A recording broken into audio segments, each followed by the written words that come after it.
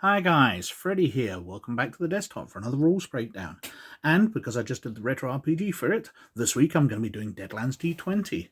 Now obviously the rules in this are going to be basically the same as Dungeons & Dragons 3rd edition, which I've done before. But there's a few differences, so I'm going to gloss over most of the rules, doing them very, very briefly, and just concentrate on the areas which are slightly different. Now skills are pretty much standard. So if we have a look at the character sheet, we can see we have a space for skills, so you'll have your skill name, so climbing or acrobatics or the like. You'll have your ranks that you put into that, so as you go up through levels you get a certain amount of skill points based on your intelligence to spend, and you can add those to a variety of skills, or you can boost one skill up, although they are maxed out equal to your character level. You get an ability modifier, so based on the attribute which the skill is based on. So climbing is probably strength based, whereas acrobatics would probably be dexterity based. You'd need to look them up to see exactly. But you get the bonus for having a high attribute, which you add on to the skill. And miscellaneous bonuses. So any technology or equipment bonuses you get, and you get a total. And then you're rolling a d20 and you're adding it. So we roll and we get a 4, we add up all our bonuses, and that's the total that we give to the Games Master to see whether we've beaten what we needed to do to succeed in that task. Now that's so standard, but what's different in Deadlands is fate chips.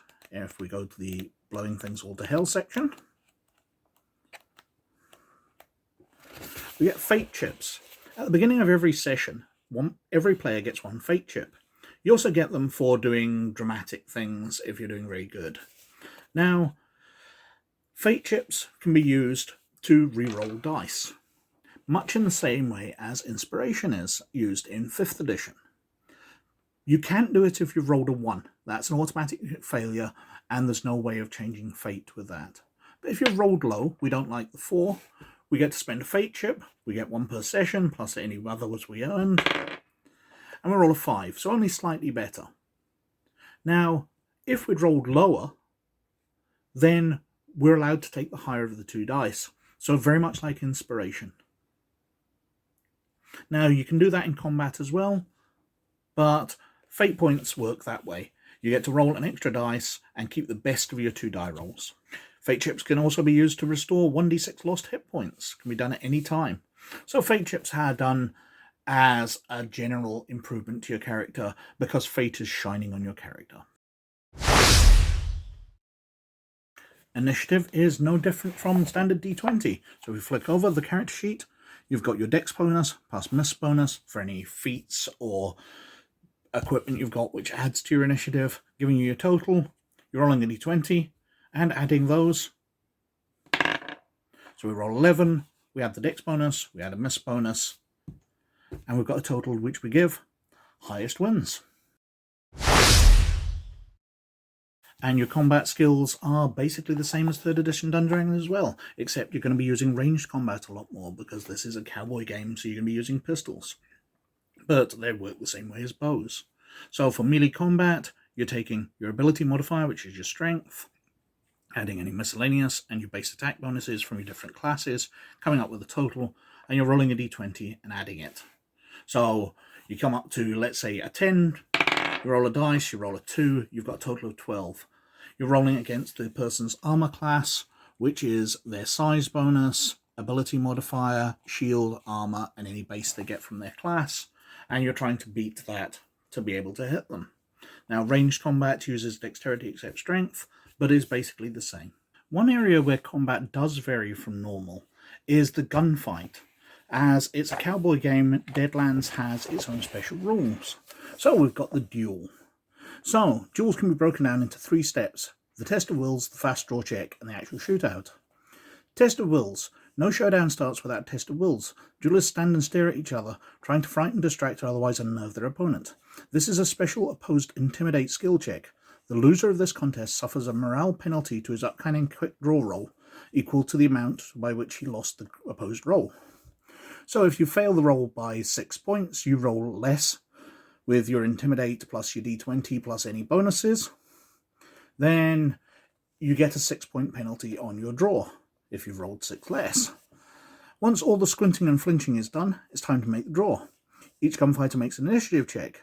A character with the quick draw feat adds +4 to his roll, improved initiative, level-headed, and the gunslinger feat, greased lightning, may also be used.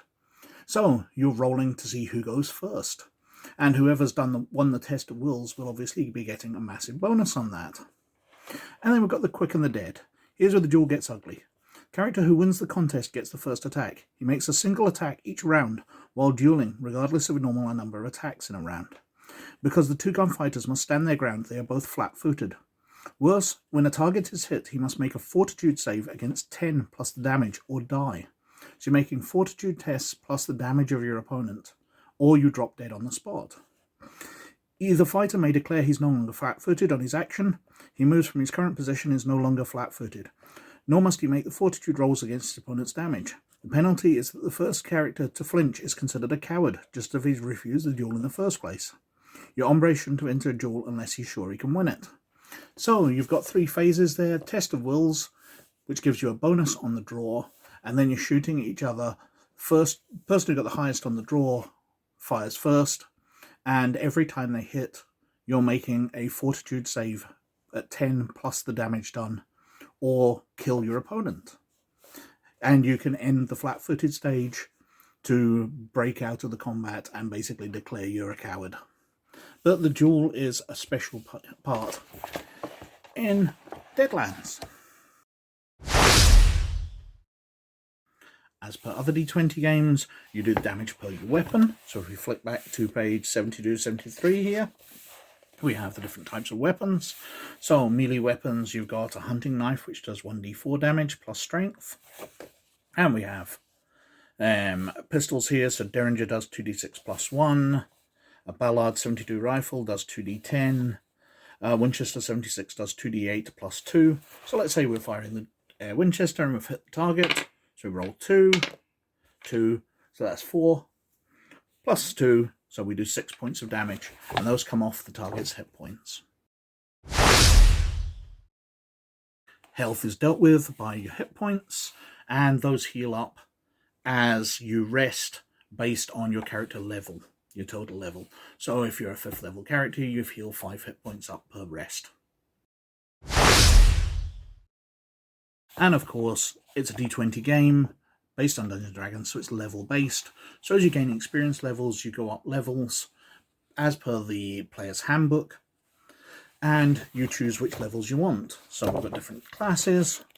We'll go back to these. So we've got a rowdy. Let's say you're going up a level as a rowdy.